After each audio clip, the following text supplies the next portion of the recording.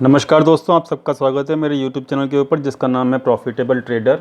और आज हम इस वीडियो में चर्चा करने जा रहे हैं उस सवाल के जवाब की जो काफ़ी लोग मुझसे पूछ रहे हैं और काफ़ी YouTube चैनल्स के ऊपर मैं देख भी रहा हूँ कि लोग बोल रहे हैं अपने YouTube चैनल्स के ऊपर कि भाई मार्केट का बॉटम आउट हो गया है, मार्केट का बॉटम बन गया है, अब निवेश कर सकते हो आप। तो इस वीडियो के अंदर मैं आपको कुछ फैक्ट्स और कुछ डाटा बताऊंगा जिसकी हेल्प से हमको ये पता लग जाएगा कि मार्केट का बॉटम बन गया है या फिर नहीं बना है। और अगर आपने फ्यूचर के अंदर मतलब भविष्य में मार्केट के ये डाटा के ऊपर नज़र रखी तो आप खुद ब खुद पता लगा सकते हैं कि मार्केट का बॉटम कब बनेगा और कैसे बनेगा। तो ये वीडियो आप सब लोगों के लिए बहुत इम्पॉर्टेंट होगा और मार्केट कैसे चलती है थोड़ा सा आइडिया आपको लग भी जाएगा इस वीडियो के थ्रू। तो इस वीडियो को मैं आप लोगों से रिक्वेस्ट करूंगा कि लास्ट तक ज़रूर देखिएगा और पूरा ज़रूर देखिएगा। तो आगे बढ़ने से पहले मैं एक छोटा सा अपडेट डालना चाहता हूं कि मेरे पास बहुत सारी रिक्वेस्ट आ रही हैं कि आप मार्केट के कुछ और भी चीज़ों के ऊपर वीडियोस बनाइए, केवल निफ्टी व्यू के ऊपर वीडियोस ना बनाइए, कुछ एजुकेशनल वीडियोस भी बनाइए। तो रिक्वेस्ट तो ठीक है, मैं बना भी सकता हूँ, मुझे कोई प्रॉब्लम नहीं है। लेकिन यहाँ पर आपको दिख रहा होगा कि 46 सब्सक्राइबर ही हैं अभी यहाँ पर। तो एक लिमिटेशन है टर्म्स एंड कंडीशन के हिसाब से कि जब तक 100 से ऊपर सब्सक्राइबर नहीं इंक्रीज़ होंगे तो यहाँ पर लेंदी वीडियोस बनाना मेरे लिए इम्पॉसिबल होगा। कुछ टाइमिंग की रिस्ट्रिक्शंस होती हैं जब तक आपका 100 सब्सक्राइबर से प्लस नहीं होता है।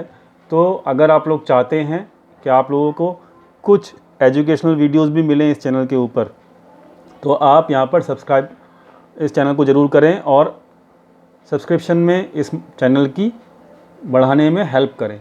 तो चलिए चलते हैं हम अपने आज के वीडियो के ऊपर जिसका अंदर हम तलाश करेंगे कि वो कौन से डाटा पॉइंट्स हैं जिसके हेल्प से आपको पता लग जाएगा कि मार्केट बॉटम आउट हो चुका है।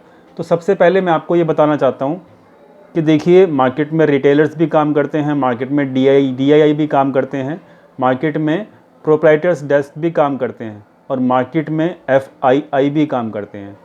तो मार्केट का मूवमेंट जो भी होता है, चाहे मार्केट नीचे की तरफ जाए चाहे मार्केट ऊपर की तरफ जाए, वो विदाउट हैवी मनी की मतलब विदाउट हैवी मनी नहीं हो सकता। तो हैवी मनी कौन लेकर आता है मार्केट में? वो लेकर आते हैं हमारे एफआईआई। तो अगर एफआईआई बाइंग नहीं कर रहे हैं, एफआईआई अभी सेल कर रहे हैं या फिर फ्यूचर में जब कभी भी एफआईआई बाइंग करेंगे तो उस डाटा को आप बहुत इम्पोर्टेंस दीजिए। तभी आप ये कह सकते हो कि हाँ अब एफआईआई ने बाइंग शुरू कर दिया है तो अब शायद मार्केट का बॉटम आउट बनना शुरू हो गया है। तो मतलब कुल मिला के पहला पॉइंट मेरा ये है कि एफआईआई जब तक इक्विटी के अंदर बाइंग शुरू नहीं करेंगे जब तक मार्केट बॉटम आउट आप नहीं समझ सकते। तो इसी पॉइंट को, इस पहले पॉइंट को हम डाटा पॉइंट्स के ऊपर चेक कर लेते हैं। ये मनी कंट्रोल की साइट आप देख रहे होंगे और यहाँ पर कैश का ये इक्विटी कैश का डाटा है। आप देख सकते हो कि यहाँ पर नेट अभी एफआईआई जो है नेट सेलर्स हैं, डीआईआई बेशक से यहाँ पर नेट बायर्स हैं, वो सपोर्ट करने की कोशिश कर रहे हैं मार्केट को।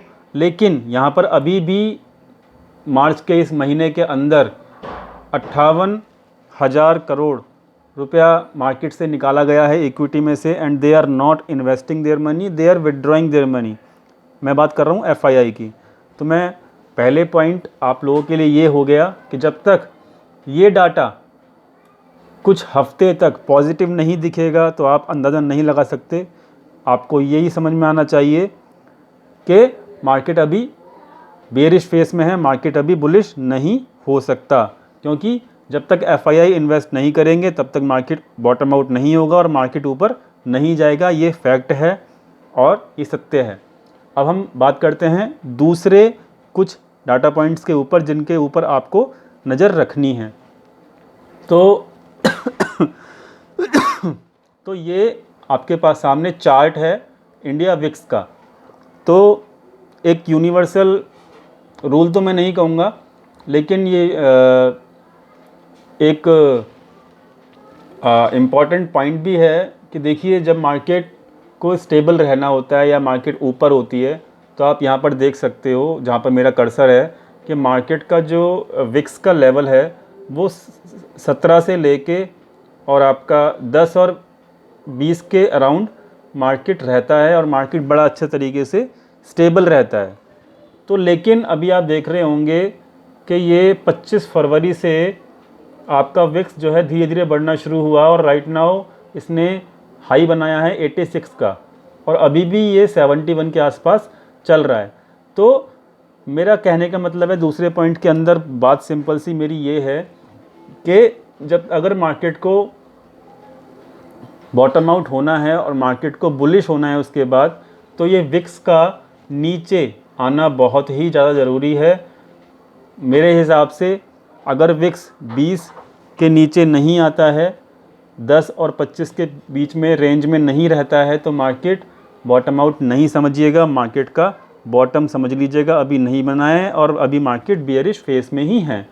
और ये हो गया आपका सेकंड पॉइंट। अब आपका थर्ड पॉइंट पे मैं आता हूँ। तो थर्ड पॉइंट क्या है कि ये एक चार्ट मैं आपको दिखाता हूँ। यहाँ पर आप देख रहे होंगे, ये तो विक्स का चार्ट हो गया। सेकंड चार्ट यहाँ पर है यूएसडी आईएनआर का। तो यूएसडी आईएनआर आप देख सकते हो कि 20 फरवरी तक स्टेबल था, अराउंड 70 और 71 के आसपास घूम रहा था, लेकिन अभी इसने 76 का हाई बनाया है। तो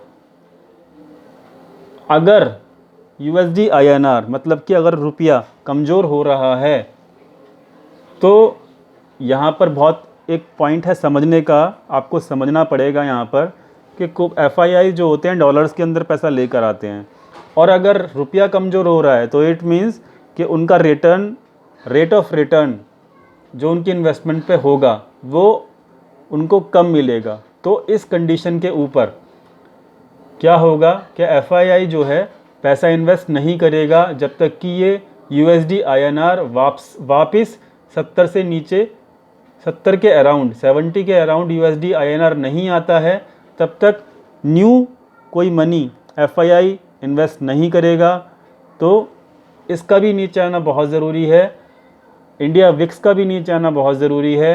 और पहले पॉइंट में हमने बात किया था कि एफआईआई इक्विटी के अंदर उनका फिगर ग्रीन दिखना भी बहुत ज़रूरी है। तो ये तो बात हुई स्टार्टिंग के 3 पॉइंट की। अभी हम आगे के कुछ डाटा पॉइंट्स तलाश करते हैं और समझते हैं। तो ये 3 पॉइंट्स के ऊपर आप मेनली फोकस रखिएगा, रेगुलर बेसिस के ऊपर आपको खुद ब खुद पता लग जाएगा। और आगे का पॉइंट, चौथा नंबर का पॉइंट ये है कि डेरिवेटिव सेक्शन के अंदर ऑप्शंस सेगमेंट और फ्यूचर सेगमेंट होता है। तो अगर मार्केट को ऊपर जाना है, मार्केट अगर बॉटम आउट हो चुका है और मार्केट को अगर ऊपर जाना है, तो एफआईआई के थ्रू ही मार्केट ऊपर जाएगा, ये हम लोग पहले ही समझ चुके हैं। तो एफआईआई को फ्यूचर को लॉन्ग करना पड़ेगा, उनकी पोजीशंस फ्यूचर के अंदर पॉजिटिव होनी चाहिए। तो यहाँ पर क्या है, अगर मैं आपको डाटा दिखाऊं जो कि मैं मेंटेन करता हूँ, ये हमारा ऑप्शंस, ये फ्यूचर्स के पोजीशंस हैं उनकी, आप देख सकते हो यहाँ से लेके ये पूरा नेगेटिव है, पूरा नेगेटिव है। मतलब they are consistently making the short positions in the future. और ये डाटा की डेट भी आप देख सकते हो, ये 9 मार्च से डाटा मेरे पास है। ऊपर का भी डाटा मैं आपको दिखा सकता हूँ। ये डाटा अब यहाँ से आपको मार्च का डाटा दिखना शुरू हो गया है। तो मार्च के अंदर देखिए पूरा कंसिस्टेंटली फ्यूचर्स के अंदर एफआईआई जो है नेगेटिवली ही बैठे हैं, नेगेटिव पोजीशंस के साथ ही बैठे हैं। हाँ, उन्होंने आखिरी के 2 दिन उन देख सकते हो आप, तकरीबन ये 2 दिन जो बनते हैं आपके 24 और 25, यानी कि जो एक्सपायरी के नज़दीक था, उन्होंने वहाँ पर थोड़ी सी शॉर्ट कवरिंग ज़रूर की। फ्यूचर्स के अंदर उन्होंने अपनी पोजीशंस क्लोज़ की। तो इसका मतलब ये नहीं कि मतलब वो लॉन्ग हो गए हैं या फिर उनका पॉइंट ऑफ व्यू लॉन्ग हो गया है, नहीं। उसके बाद जाके देखिएगा 25 तारीख के बाद 26 और 27 तारीख जो निकली है, वहाँ पर दोबारा से उन्होंने शॉर्ट पोजीशंस बनानी शुरू कर दी हैं अप्रैल सीरीज़ के अंदर। तो जब तक, चौथा पॉइंट मेरा कहने का मतलब ये है, जब तक वो फ्यूचर्स को लॉन्ग करना शुरू नहीं करेंगे एफआईआई, तब तक हम ये नहीं कह सकते कि भाई मार्केट का बॉटम आउट हो चुका है।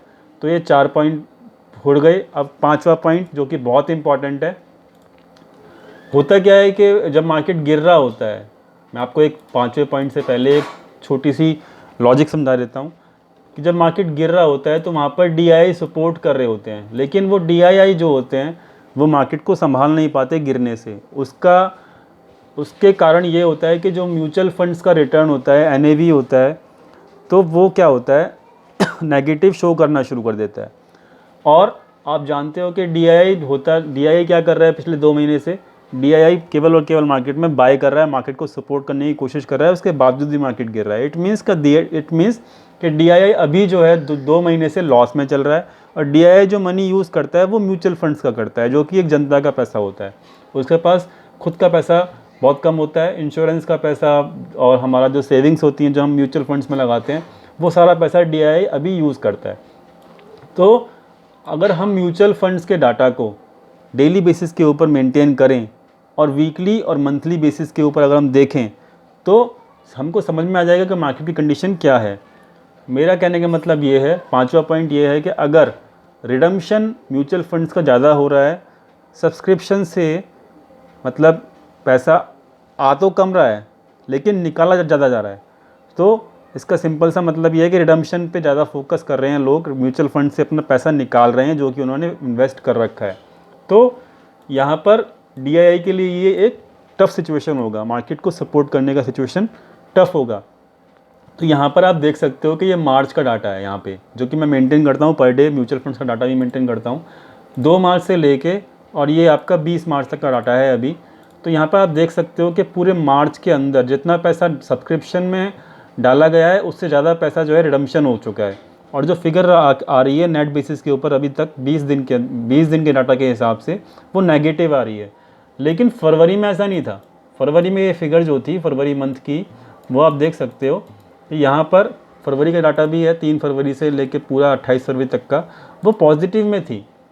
तो मार्च के अंदर जो मार्केट की गिरावट हुई है उसके दौरान म्यूचुअल फंड्स का आप देख सकते हो यहाँ पे डाटा पॉइंट्स के ऊपर कि उनका रिजल्ट और उनका जो परफॉर्मेंस है म्यूचुअल फंड्स का वो नेगेटिव दिखा रहा है यहाँ पे। तो ये पॉजिटिव होना बहुत ज़रूरी है अगर मार्केट बॉटम आउट होना है तो ये पॉजिटिव जब तक नहीं होगा तो मार्केट अभी हम ये कह सकते हैं बॉटम आउट नहीं हुआ है। और जो भी लोग यूट्यूब के ऊपर दूसरे चैनल्स के ऊपर आपको बता रहे हैं कि भाई मार्केट बॉटम आउट हो चुका है, तो मैंने आज आपको ये 5 पॉइंट्स के ज़रिए जो कि लॉजिकल हैं, और मैंने इसके पीछे का लॉजिक भी समझा दिया आपको, और डाटा पॉइंट्स के ऊपर आपको मैंने चेक भी करा दिया। तो आप ये 5 पॉइंट्स के ज़रिए आप पता लगा सकते हो, खुद ब खुद पता लगा सकते हो कि भाई मार्केट बॉटम आउट कब होगा और क्यों होगा। तो आपको खुद ब खुद जब ये 5 पॉइंट्स जो भी इंडिकेशंस मैंने बताए हैं वो इंडिकेशंस आपको देना शुरू कर देंगे, तो हम समझ सकते हैं कि हाँ अब मार्केट बॉटम आउट हो चुका है और मार्केट क्या कहते हैं अब ऊपर जाने के लिए तैयार है। दूसरी चीज़, आपको एक लास्ट 6ठा पॉइंट भी मैं ऐड करना चाहूँगा इसमें कि आपको इकोनॉमिकल कंडीशंस भी देखनी पड़ेंगी। अभी आप देख सकते हो कि कोरोना वायरस का पैनिक बहुत ज़्यादा है मार्केट के अंदर, और वो पूरे वर्ल्ड वाइड है, और पूरे इंडिया के अंदर अभी 3 हफ्ते का लॉकडाउन अभी घोषित भी किया गया है। तो आरबीआई ने वैसे कहा है कि 3 महीने तक का ये खिंच सकता है, इनडायरेक्ट वे में बोला है, डायरेक्ट तो नहीं बोला है। तो अभी इकोनॉमिकल कंडीशन इंडिया की भी और ग्लोबल टर्म्स के ऊपर भी बहुत ज़्यादा ख़राब हैं, और एफआईआई कभी भी उस कंट्री के अंदर पैसा नहीं इन्वेस्ट करता है जिस कंट्री की इकोनॉमिकल कंडीशन ख़राब होती हैं। तो अभी मेरे हिसाब से ये 6ठा पॉइंट भी जो मैंने आपको बताया है बहुत ज़्यादा इंपॉर्टेंट है। तो जब आपको ये दिखे कि हाँ भाई इकोनॉमी जो है थोड़ा थोड़ा धीरे धीरे रिवाइवल होना शुरू हो रहा है, और ये डाटा भी आपको बताई देगा, जब ये डाटा को जो भी मैंने आपको बताया कैसे चेक करना है, तो जब ये सारे पॉइंट्स आपको दिखेंगे तो आप खुद ब खुद पता लगा सकते हो, और किसी यूट्यूबर के ऊपर उसकी बात को विश्वास करने की ज़रूरत नहीं है, नहीं तो आपको नुकसान हो जाएगा। आप ये डाटा के ऊपर जाइए, डाटा को मेंटेन करिए, और डाटा ही आपको सब कुछ बताता है। किसी की बात का कोई भी विश्वास करने की ज़रूरत नहीं है।